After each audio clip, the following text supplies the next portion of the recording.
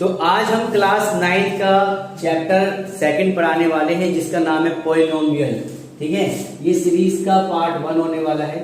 Series के through इस chapter को खत्म करेंगे 3-3 मिनट के अंदर। तो पॉलिनोमियल क्लास 9 का है। सबसे पहले क्या है, वेरिएबल एंड कांस्टेंट। तो बच्चों वेरिएबल और कांस्टेंट मतलब क्या होता है? वेरिएबल का मतलब होता है जिसकी वैल्यू चेंज होती रहे, जिसकी वैल्यू चेंज होती रहे मतलब वैल्यू उसकी फिक्स ना हो। जैसे x है, y है, z, p, q, r, ये सारी अलग अलग वैल्यू है। समझ गए मेरी बात? वेरिएबल यानी जो अलग अलग वैल्यू बोलते हैं ना, वेरी करती है, अलग अलग वैल्यू वेरी करती है। तो यहाँ पे वही चीज बता रहे हैं कि जिसकी वैल्यू चेंज होती रहे। क्या होती रहे? चेंज होती रहे, यानी वैल्यू फिक्स ना हो। ठीक है, आप बोलोगे सर समझ नहीं आया, तो दोबारा से बताओ। अच्छा बात क्या है, इसे मैंने लिया x, एक इक्वेशन ली मैंने x - 6 = 0। अगर मैं यहाँ पे x की वैल्यू निकालूं तो क्या आएगी? 6। इस तरह से मैंने एक और इक्वेशन ली x - 7 = 0। तो इसकी वैल्यू क्या आ गई? x = 7 आ गई। तो यहाँ पे क्या हो रहा है, x अपनी वैल्यू बार बार चेंज कर रहा है, बदल रहा है, फिक्स नहीं है ना, चेंज हो रही है। इस तरह से मैंने एक और लिया 2x - 4 = 0। अब मैं इसको ऐसे सोल्व करूं तो 2x = 4 और x की वैल्यू कट करेंगे तो 2 आ जाएगी। तो यहाँ पे x की वैल्यू दोबारा चेंज हो गई।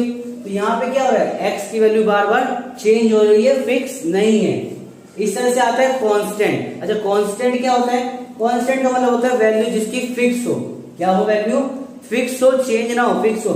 अगर मैं 2 कह रहा हूं तो वो 2 यहां भी कहूंगा, बाहर भी कहूंगा, दोस्तों को बताऊंगा तो उसे भी मैं 2 ही कहने वाला हूं। -1 ही रहेगा, उसकी वैल्यू चेंज नहीं होने वाली है। इस तरह से पाई यहां भी पाई है, हर जगह पाई है, उसकी वैल्यू भी चेंज नहीं होगी, वैल्यू फिक्स होगी।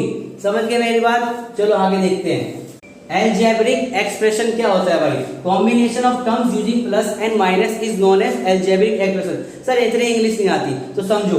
देखो कॉम्बिनेशन ऑफ टर्म्स, एक ये टर्म्स है, एक ये टर्म्स है, एक ये टर्म्स है। तो combination of terms using plus and minus is called the algebraic expression. अब टर्म्स में आप वेरिएबल ले लो सिंगल, या कांस्टेंट ले लो सिंगल, या वेरिएबल इनटू वेरिएबल ले लो, या कांस्टेंट इनटू वेरिएबल ले लो। तो combination of terms is known as the algebraic expression. इस तरह से यहाँ पे x² है 4/3।